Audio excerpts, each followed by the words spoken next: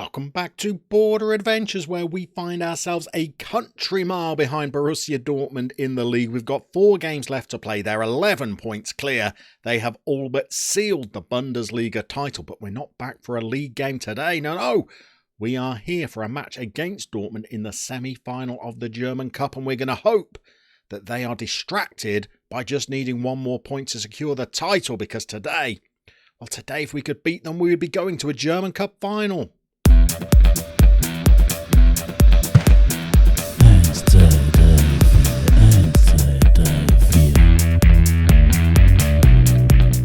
Okay, in order to put into context how tough a challenge it's going to be today against Borussia Dortmund in the Cup, we are in incredible form. We are still undefeated since those opening 2 games of the season when we lost back-to-back games against Werder Bremen and Bayern Munich 1-0. Since then, we've not lost a game, and we're still 11 points behind Borussia Dortmund. So imagine the kind of form they must have experienced. Things have been going pretty well, to be honest. Since our last episode when we played Bayern Munich, we have won, a good amount of our games, and we've only conceded, 3 goals? We conceded 1 against Leipzig, 1 against Leverkusen, and 1 in our last game against Hoffenheim. Otherwise, we have been producing clean sheets like they've been going out of fashion. The trouble is we draw a blank on occasions, and where we are winning games, they tend to often be by the odd goal in the game. So certainly for next season, we've got to try and be more of a potent attacking threat. Ironically, it might actually help us today being against a team who might try and come at us, because we like to try and sit deep and hit teams on the counter-attack. And this is the team we're going to send out to try and do it today. So let's start with the man up top, Garrincha, who has now got 6 goals for us in his 13 starts. Although he did go on quite a long run quite recently without a goal there, best part of 10 games. But he's back on form, banging in 3 in his last 3, as well as missing a penalty as well.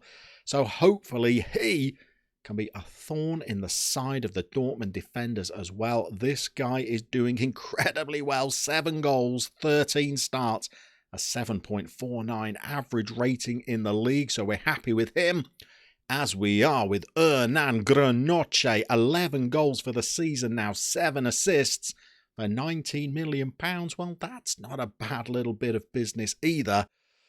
And I think the rest of the team is pretty settled. So we're going to get out there. We're going to take on Dortmund.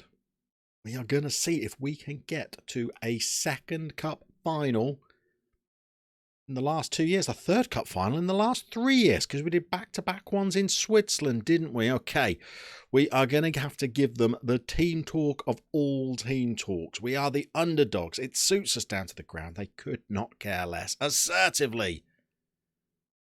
I've got faith. There we go.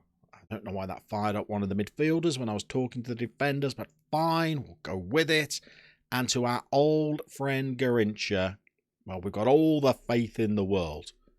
We lost a little bit of faith when he went 10 games without a goal, we should say. I thought we'd signed another Petrelli, but he has come back to life in the last couple. So the faith is back. At least until the summer, when we can open the checkbooks again and have a look at the transfer market. No. We won't do that. We will give him time to settle in. We've got other areas of the team to strengthen.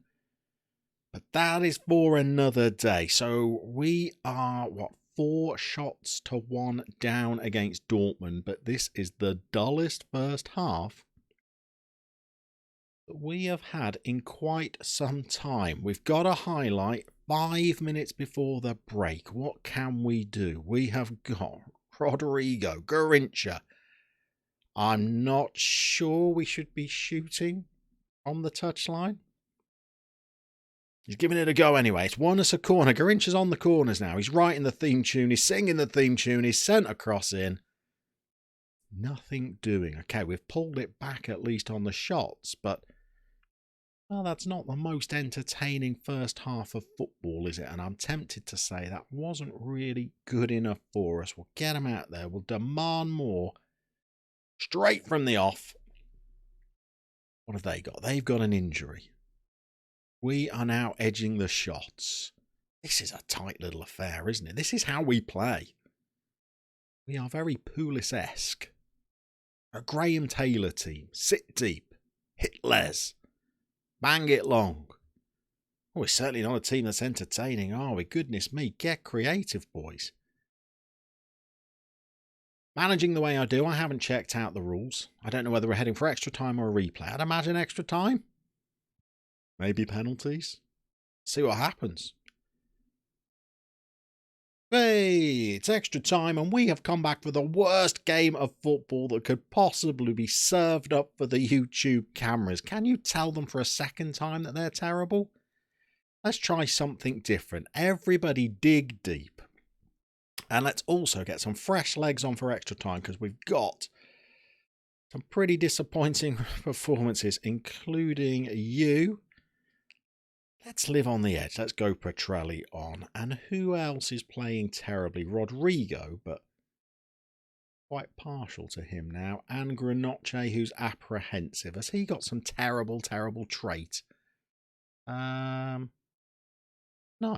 He's consistent and can't see that it says anything about him not enjoying big matches. Don't know why he's apprehensive. Maybe he's left the iron on. And we're into the first half of extra time, and true to form, we're just avoiding all highlights. I've got them on, honestly. I've got the highlights on. It looks like we're just playing through here, doesn't it? Garincha's on a 6.4, which is not ideal. He's our first choice penalty taker, but he missed his last one as well.